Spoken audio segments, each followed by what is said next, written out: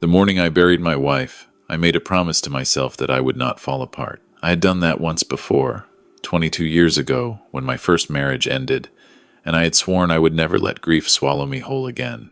I kept that promise through the funeral, through the reception at the house, through the long week of casseroles left on the porch by neighbors who did not know what else to do. I kept it right up until the morning a lawyer named Gerald Patton called and told me that my wife had left me something I did not know existed. "Mr. Calloway," he said, "I need you to come in at your earliest convenience. There's a matter regarding Dorothy's estate that requires your attention in person." I told him I would be there Thursday. I hung up the phone and stood in the kitchen for a long time, staring at the coffee maker, listening to it hiss and drip. Dorothy had been gone for 41 days. 41 days of sleeping on my side of the bed and leaving her side untouched. 41 days of cooking for one and forgetting, halfway through setting the table, that there was no one else coming. I was 63 years old. We had been married for 28 years, and apparently I had not known everything about the woman I loved. Gerald Patton's office was on the second floor of a building downtown that smelled like old carpet and printer ink. He was a small man in his late 50s with wire-rimmed glasses and the careful, measured way of speaking that lawyers develop after years of delivering difficult news. He shook my hand, offered me water, and then slid a folder across the desk before I had even sat down completely. "Dorothy purchased a property on Harlan Street 8 years ago," he said. "A commercial unit, roughly 2,000 square feet. She paid for it outright, no mortgage, and she has been maintaining it privately ever since." I looked at the address on the document. I knew Harlan Street. It was about 12 minutes from our house, on the other side of the rail yard, a stretch of small warehouses and workshops that had been there since the 70s. "She never mentioned it," I said. Gerald nodded slowly, as if he had expected me to say exactly that.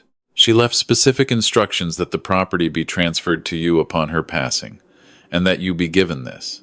He slid a sealed envelope across the desk. My name was written on the front in Dorothy's handwriting. The sight of it hit me somewhere behind the sternum. She also asked, in her written instructions to me, that you visit the property before opening the letter. I looked up at him. "She asked me not to go there," I said. "Years ago. We were maybe 2 or 3 years into the marriage." She said, "Ray, there's a place on Harlan Street I need you to stay away from." I asked her why.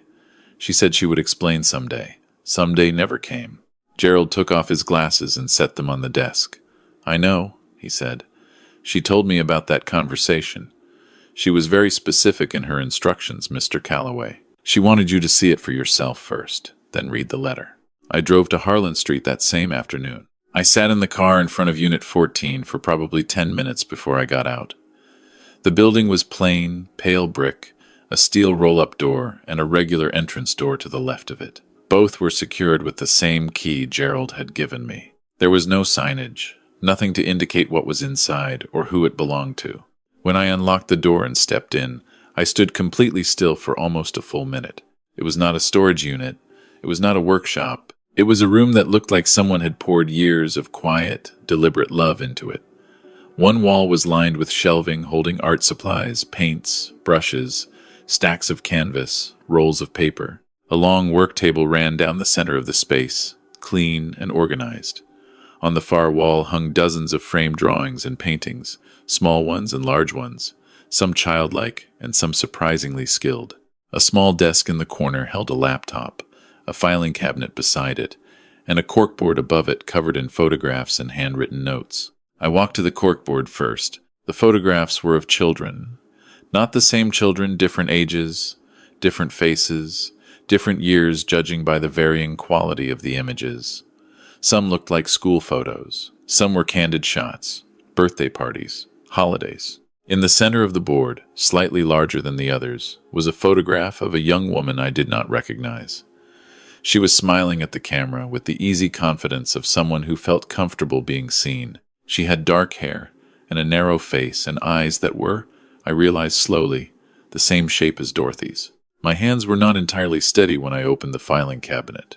Dorothy had been running what I can only describe as an informal support program for children aging out of the foster care system. She had been doing it for 8 years, quietly, out of this rented unit, funded by an account I had never known about. There were folders for 16 young people, Notes in Dorothy's handwriting about their situations, their needs, their goals, receipts for art classes, community college application fees, security deposits on first apartments, groceries. She had not simply donated money. She had been involved. She had shown up.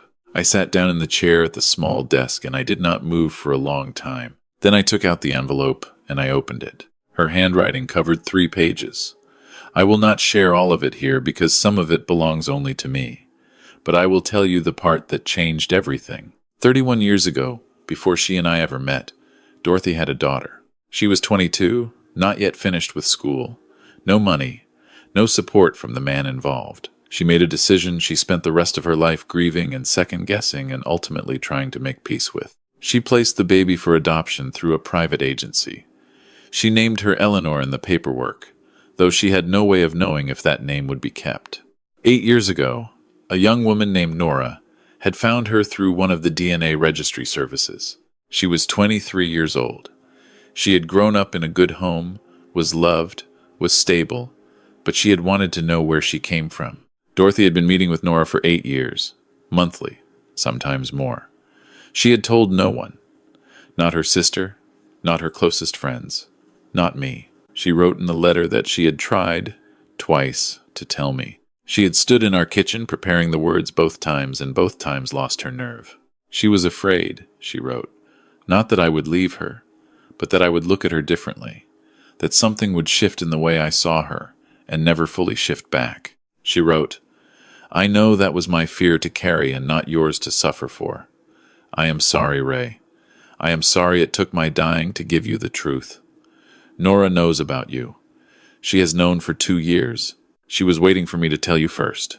Please don't let my cowardice be the thing she remembers. I drove home. I sat in the driveway for 20 minutes. Then I called my son, Marcus. Marcus was 41, my son from my first marriage. His brother Dennis was 38. They were both good men, in most of the ways that count.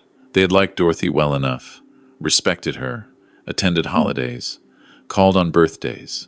I would not have described us as close, but we were family in the functional sense of the word.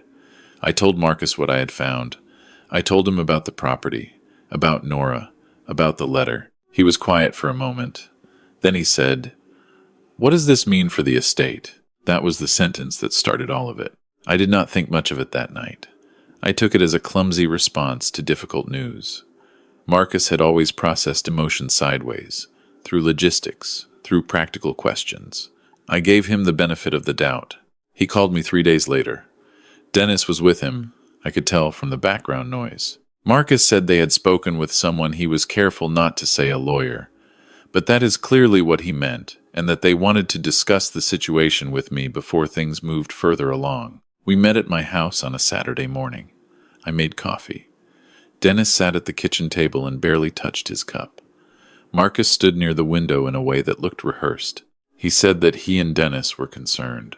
He said that a daughter Dorothy had concealed, who had never been part of our family, who had no legal standing in the marriage, should not be in a position to inherit anything. He said they were not trying to be unreasonable, but that this Nora, whoever she was a stranger. He said that if Dorothy had truly wanted her to be part of the picture, she would have made that clear before she died. I listened to all of it without interrupting. Then I asked him one question. What is it that you think you're protecting? Marcus looked at me. We just want to make sure the right people are taken care of. Dorothy's estate goes to me, I said. That's what the will says. There's no ambiguity. So what exactly are you worried the two of you won't be getting? The silence that followed told me everything I needed to know. Dorothy and I had done well. Not wealthy by any dramatic measure, but comfortable. The house was paid off. There were retirement accounts. There was the property on Harlan Street, which Gerald Patton had already told me was worth considerably more than what Dorothy had paid for it given the changes in that part of town over 8 years. My sons had never gone without. I had paid for both their college educations. I had helped Marcus with a down payment on his first house. Dennis had borrowed money twice and paid it back once. And here they were, sitting in the kitchen where their stepmother had made Thanksgiving dinner for them every year for over 2 decades, worried about a woman they had never met taking something they had already decided was theirs. I want you both to leave, I said. I need some time before I can have this conversation without saying things I'll regret. Dennis started to say something. I held up my hand. They left. I called Gerald Patton the following Monday and asked him to set up a meeting with Nora. He had her contact information. Dorothy had left it with him for exactly this reason. We met at a coffee shop. Neutral ground, her suggestion. She was 31 years old, and she was nothing like I had expected, though I realize now I had no reasonable basis for any expectation at all. She was composed and careful, and she spent the first 10 minutes making sure I understood that she was not there for anything she had not been invited to. She said she had her own life, her own apartment, her own work. She said her relationship with Dorothy had been the most important thing she had discovered as an adult, and losing her had been genuinely hard, and that she had been sitting with that grief in private because she had not felt it was her place to grieve publicly for a woman most people did not know she was connected to. I asked her if she had known about me for 2 years, why she had never reached out on her own. She said, because she asked me to wait. She said she was going to tell you. I believed her. And when she got sick, She stopped, steadied herself. I thought there would be more time. I took a breath. I said, tell me something about her that I don't know. She looked at me for a moment, and then a small smile crossed her face, and she said, she hated the endings of movies, like, genuinely hated them. She always wanted to know what happened to everyone 6 months later. She used to make up her own endings out loud on the drive home. I laughed. It was the first time I had laughed in 40-some days, and it felt like something cracking open in a necessary way. She did that with books, too, I said. I thought it drove me crazy. I think I'd give a lot to hear it one more time. We talked for 2 hours. I drove home and sat with what I was feeling, which was complicated and large, and not entirely sad. 3 weeks later, Marcus sent me a formal letter. Not a personal letter, a formal one, drafted by the attorney he had found.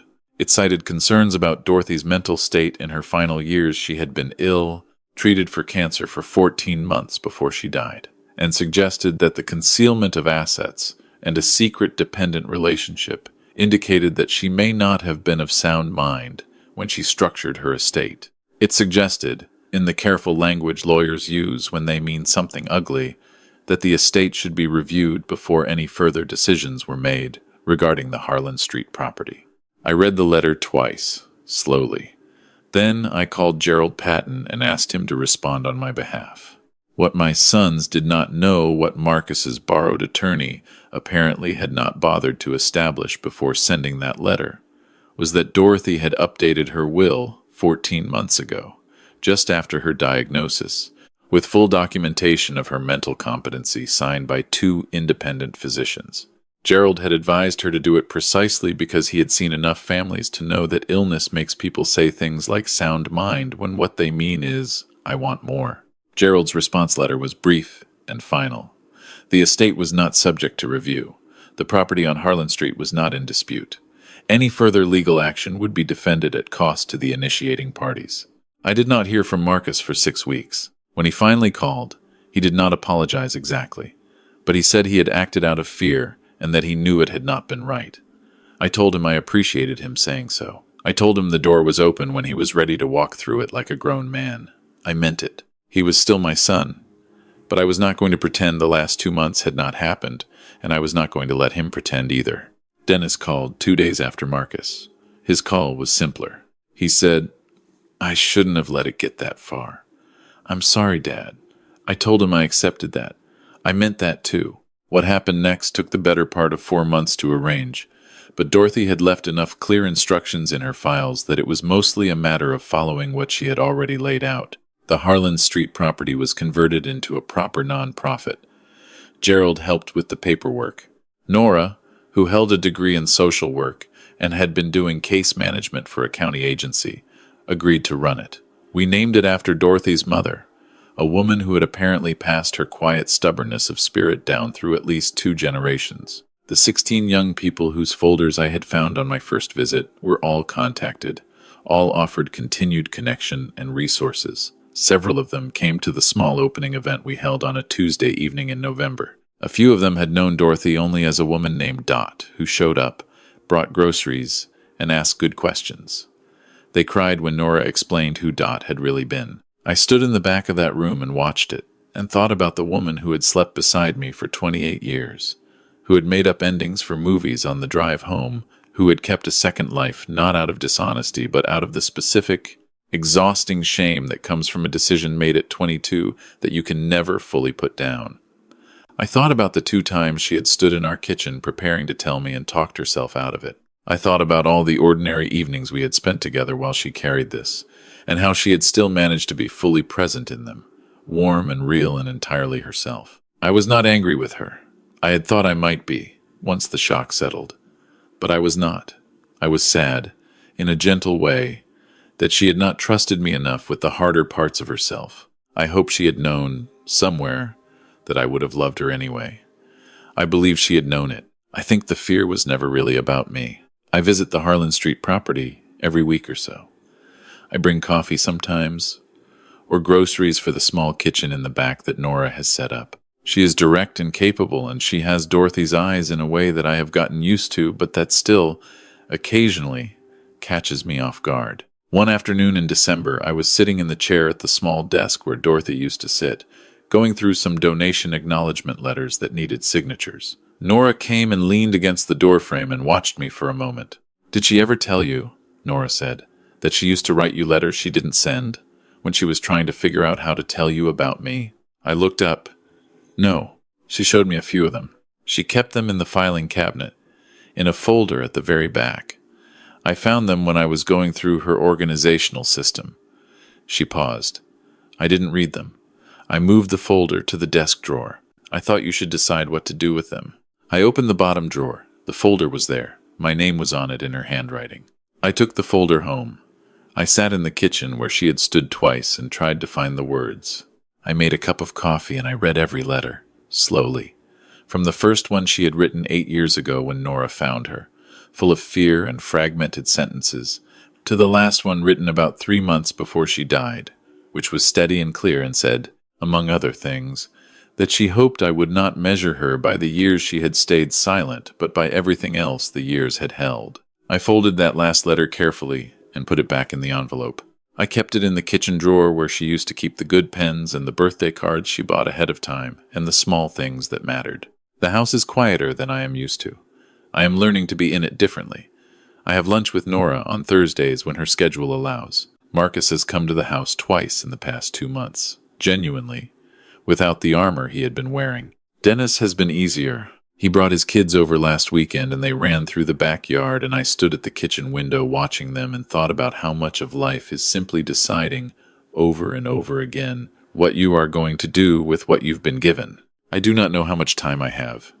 No one does. But I know what I am doing with the time I have now, and that is more than I could have said 41 days after I buried my wife, when I was standing in this same kitchen, staring at the coffee maker, trying to figure out how to still be a person without her. She left me more than she meant to. She left me the foundation, and Nora, and 16 folders full of people she had quietly held together. She left me the letters from the drawer. She left me, in the end, a version of herself that was fuller and more human than the one I thought I had known completely. That is not nothing.